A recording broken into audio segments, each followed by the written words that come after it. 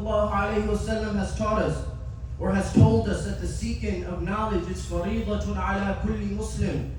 It is wajib on every Muslim. And there are certain aspects of knowledge that are a collective responsibility, but there are aspects that every individual Muslim must have.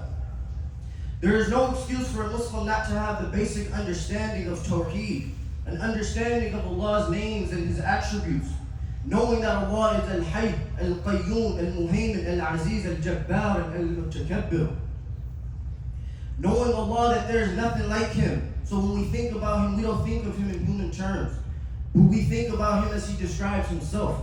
لَيْسَ كَمِثْلِهِ شَيْءٌ وَهُوَ السَّمِيعُ الْبَصِيرُ. There's nothing whatsoever like Allah. He is the all-hearer and the all-seer.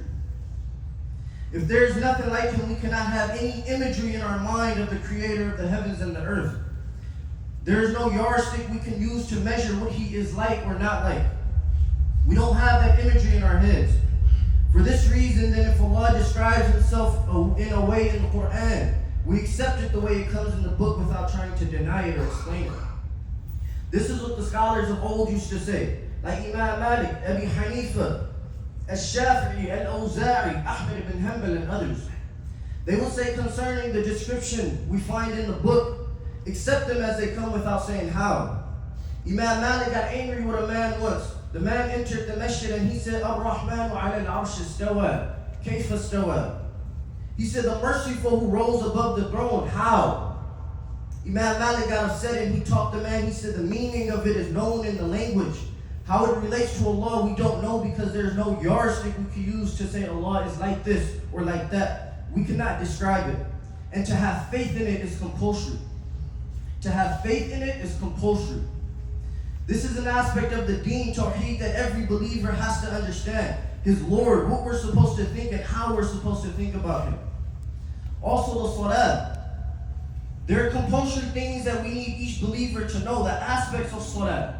Don't come to the masjid, don't come to the prayer saying that I see so-and-so pray like this or I'm praying like this.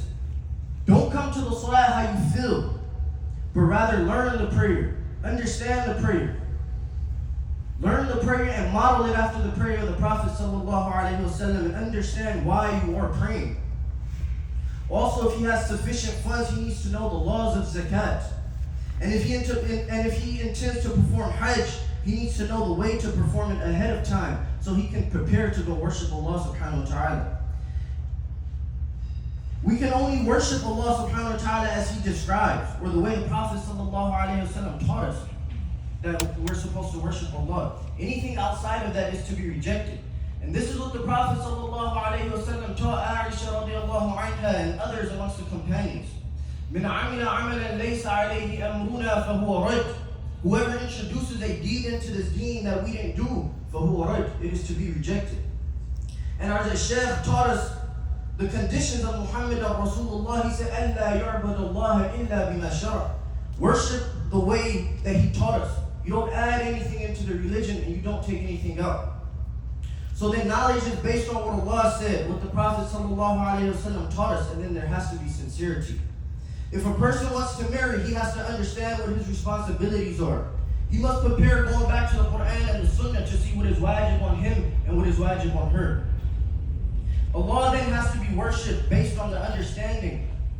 Allah has to be worshipped based on understanding, not ignorance. For this reason, knowledge is binding on each and every individual to live in the books if you could. If possible, live in the books, read the books, so that when it's time to worship Allah subhanahu wa ta'ala, we would do it as He deserves to be worshipped. Don't think it is too difficult. Don't think it is too hard to put some time aside, a couple hours, maybe even an hour a day, to understand your religion. How am I to pray? How am I to fast? How am I to perform the wudu? What are the conditions of them? Put some time aside and take your time to learn it. Don't go through life saying, I've seen so-and-so doing it this way.